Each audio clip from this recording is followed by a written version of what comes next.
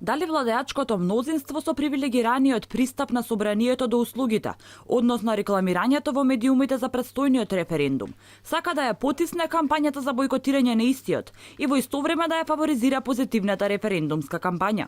Портпаролката на Државната изборна комисија Љупка Гогучевска за Алфа вели дека собранието има привилегиран пристап до услугите, кои ги обезбедуваат радиодифузирите, печатините медиуми и електронските медиуми предвидени со изборниот законник. Додека пак сите останати субјекти може да имаат свое медиумско представување поврзано со референдумот, но пристапот до услугите на медиумите е под пазарни услови, согласно правилата и политиките за платено рекламирање на секој медиум.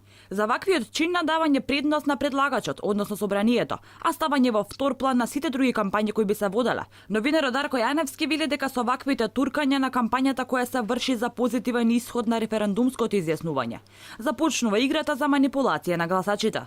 Работата е во тоа што собранието ќе се рекламира по привилегирани цени, а ќе фаворизира еден одговор, односно одговор за. А тоа ќе го плаќа, па дури и под привилегирани услови со пари на сите граѓани од буџетот, а во тие сите има мнозинството е против.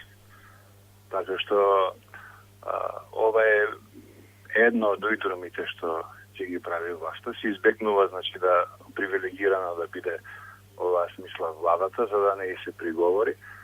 Се оди кон тоа да ете собранието е представник на сите граѓани, а всушност ќе фаворизира само еден одговор. Ова е веројатно почеток на сите уитроми што во иднина ќе се прават. Од ДИК вела дека неискористените термини медиумот може да ги продаде на други субјекти, под услови договорени со субјектот кој го купил терминот. Ценовниците и условите за медиумско представување кои медиумите ги доставуваат до ДИК се однесуваат само на привилегираниот пристап на овластениот предлагач. Сите останати субјекти го договараат своето медиумско представување со соодветниот медиум, под пазарни услови, информираат од Државната изборна комисија. Референдумот ќе се одржи на 30 септември, а референдумското прашање ќе гласи: дали сте за членство во ЕУ и НАТО со прифаќање на договорот помеѓу Република Македонија и Република Грција?